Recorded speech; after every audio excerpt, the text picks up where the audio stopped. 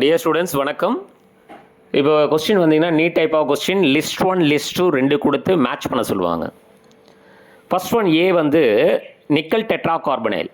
இது வந்து நான்முகி அமைப்பு, அதாவது டெட்ராஹெட்ரல். So sp3 hybridisation. அப்போ அதுக்கு நேராக 1 இருக்குது. அப்போ ஏக்கு 1ங்கிறது ரைட். அடுத்தது NiCN4 2- CN4 கோஆர்டினேஷன் நம்பர் இங்கே வந்து 4. சரிங்களா? ஸோ இப்போ இதில் என்னென்னு பார்த்தீங்கன்னா இந்த ஸ்ட்ரக்சர் எப்படி இருக்குன்னா square planar structure. Square planar structure அப்படின்னா இட்ஸ் DsP2 ஹைப்ரிடைசேஷன். அப்போ பிக்கு வந்து 4.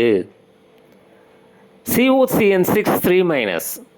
COCN6 3- பொறுத்த வரைக்கும் இப்போ சயனைடு வந்து ஒரு ஸ்ட்ராங் லிகேண்ட். அப்போ வந்து என்ன ஆகும்னா இன்னர் ஆர்பிட்டால் காம்ப்ளெக்ஸ்ன்னு சொல்லுவோம். அப்போ D2sp3 இனக்கலப்பு இருக்கும். அப்போ அதுக்கு நேராக 3ங்கிறது சரி. சிக்கு 3. COF6 3- இது அவுட்டர் ஆர்பிட்டால் காம்ப்ளெக்ஸ்ன்னு சொல்லுவோம். ஏன்னா ஃப்ளூரிடோ அப்படிங்கிறது அது என்ன லிகேண்ட் அப்படின்னா week ligand. So week ligand வரும்போது ஸோ நம்ம என்ன சொல்லுவோம்னா ஹைப்ரிடைசேஷன் sp3D2. இது ரெண்டுமே ஆக்டாஹெட்ரல் ஷேப் தான். ஸ்ட்ராங் லிகேண்ட் வரும்போது D2sp3, வீக் லிகேண்ட் வரும்போது sp3D2. அப்போ சொல்லும்போது சிக்கு வந்து 3ங்கிறதும் டிக்கு வந்து 2ங்கிறதும் சரி. இப்போ இதில் எந்த ஆப்ஷனில் கரெக்டாக இருக்குது?